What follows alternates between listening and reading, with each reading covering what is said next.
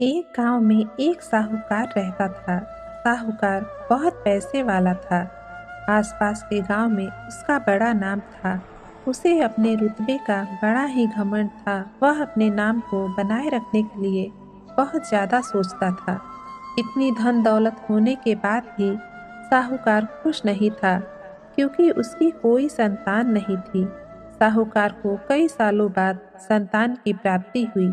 साहूकार ने अपने घर पर एक बहुत बड़ा उत्सव रखा, जिसमें उसने सिर्फ उन्हीं लोगों और रिश्तेदारों को बुलाया जो पैसे वाले थे।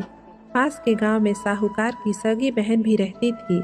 उसकी बहन की आर्थिक स्थिति अच्छी नहीं थी, इसलिए उसने अपनी सगी बहन तक को इस उत्सव के लिए नहीं बुलाया था। उत्सव इतना भव्य था कि इसकी चर्चाएं आसपास के हर गांव में होने लगी थी।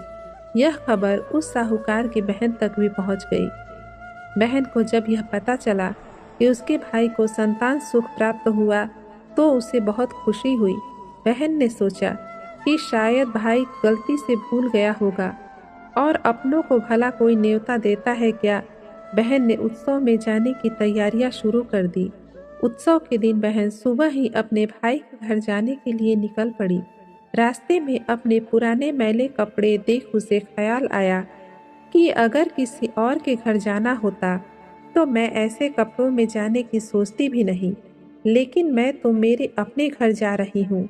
वहाँ मुझे ये सब सोचने की कोई ज़रूरत नहीं है। भाई को तो बस खुशी होगी कि बहना आई है। जैसे ही वह अपने मायके पहुंची, वहां का भव्य आयोजन देखकर वह बहुत ही खुश हो गई। वह जल्दी से अपने भाई से मिलकर उसकी खुशी में शामिल होना चाहती थी। वह तुरंत घर के अंदर प्रवेश कर गई। उसने देखा कि उसका भाई नामी गिरामी लोगों का स्वागत करने में व्यस्त है। जैसे ही अपने भाई की तरफ उससे मिलने के लिए बढ़ी, उसके भाई की नजरें उस पर पड़ गई और अपनी बहन को ऐसे मैले पुराने कपड़ों में देखकर भाई ने उससे मिलना तो दूर, बल्कि तुरंत ही बहाना बनाकर वहां से निकल गया। बहन ने सोचा, इतने लोगों में बेचारा अकेला भाई क्या क्या करे। जरूर उसे कुछ काम याद आया होगा, इसलिए वहां से चला गया। बहन बाद में अपनी भाभी से मिलने गई। भाभी ने उसका स्वागत किया और उसे खाना खाने के लिए आग्रह किया। बहन खाना खाने के लिए पंगत में बैठी। साहूकार भाई ने देखा कि अपने सभी धनवान मेहमानों के बीच उसकी गरीब बहन, जो पुराने मैले कपड़े पहनकर बैठी थी। उसने अपनी बहन को अपने पास बुलवाया, भला बुरा सुनाया और वहां से जाने के लिए बोला। बहन ने अपने सपने में भी नहीं सोचा था कि उसके साथ कभी ऐसा व्यवहार भी हो सकता है। वह भी उसके खुद के मायके में। अपना अपमान होने के बाद बहन तुरंत अपने घर ससुराल जाने के लिए चल पड़ी। उसकी आंखों से आंसू नहीं थम रहे थे। रास्ते में उसे अपनी पुरानी दोस्त मिली। उस दोस्त ने उससे रोने का कारण पूछा। हालांकि बहन दोस्त को कुछ भी नहीं बताना चाहती थी, लेकिन दोस्त के बार बार पूछने पर उसने उसके साथ हुई सारी घटना उसे बता दी। उसकी दोस्त एक समझदार महिला थी। उसने कहा, अगर तुम मेरी बात मानो तो एक दिन तुम्हारा भाई खुद तुम्हें अपने यहाँ बुलाएगा और तुमसे माफ़ी मांगेगा। दोस्त ने कहा कि तुम इस अपमान को, इस दुख को एक दिशा दे दो और कोई गृह उद्योग शुरू कर दो। उसमें इतनी मेहनत करो कि उस काम में तुमसे अच्छा कोई भी न हो। बहन को अपने दोस्त की बात सही लगी। उसने घर पहुंचकर अपने आंसू पोंछकर उसी दिन से एक गृह उद्योग शुरू किया। उसने दिन रात मेहनत की। देखते ही देखते उसका गृह उद्योग चल पड़ा। कुछ ही सालों में आसपास के 50 गांवों में उसका नाम और रुतबा काफी बढ़ गया। अब वह अपने भाई से भी ज्यादा बड़ी बन गई। भाई को जब यह पता चला कि उसकी बहन इतनी अमीर हो गई है, तो उसने सोचा कि एक बार उससे मिलकर आया जाए। वह जब अपने बहन को उसके घर मिलने पहुंचा, तो बहन ने उसका किसी राजा महाराजा की तरह स्वागत किया। उसके पसंद का खाना खिलाया। बहन का ऐसा व्यवहार देखकर भाई को अपनी पिछली गलती का एहसास हुआ, इसलिए उसने अपनी बहन को अपने घर होने वाली पूजा के लिए आमंत्रित किया। कुछ ही दिनों बाद बहन अपने भाई के यहाँ उस पूजा के लिए पहुंच गई। जैसे ही बहन अपने भाई के घर पहुंची, उसका भाई उसके स्वागत के लिए दरवाजे पर ही खड़ा था। बहन अपनी महंगी गाड़ी में आई थी। उसने बहुत कीमती साड़ी, उससे भी ज़्यादा कीमती गहने, दागीने पहन रखे थे।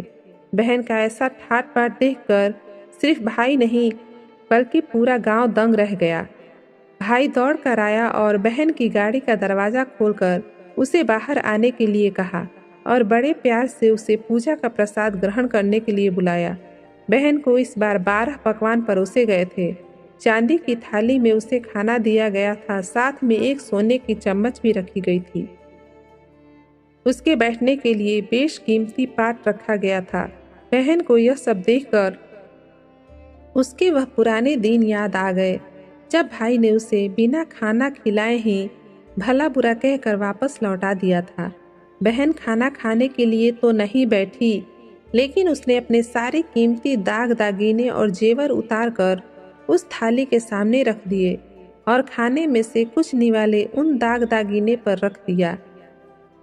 बहन का ऐसा व्यवहार देखकर सभी हैरान थे। किसी को नहीं समझ में आ रहा था कि बहन ऐसा क्यों कर रही है। आखिर वह क्यों उन जेवरों को खाना खिला रही है। जब सभी ने उससे पूछा कि वह क्यों ऐसा कर रही है, तब बहन ने सबके सामने बताया, आज जो उसका इतना मान सम्मान हो रहा है, वह दरअसल उसका नहीं, उसके इन्हीं कीमती दाग दागीनों और कपड़ों का हो रहा है, क्योंकि मैं तो अभी भी वही पुरानी साहूकार की बहन ही हूँ। अगर कुछ बदला है तो वह मेरी परिस्थिति है, मेरे गहने और कपड़े हैं।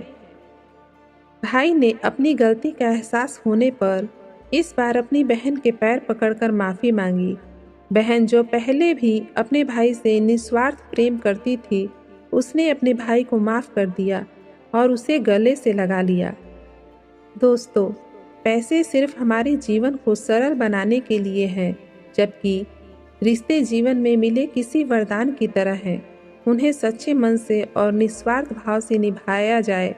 पैसे खर्च हो जाएं तो आप बाद में भी कमा सकते हैं, मगर रिश्ते टूट जाएं तो दुनिया का सारा धन भी आपको उन्हें वापस नहीं दिला सकता।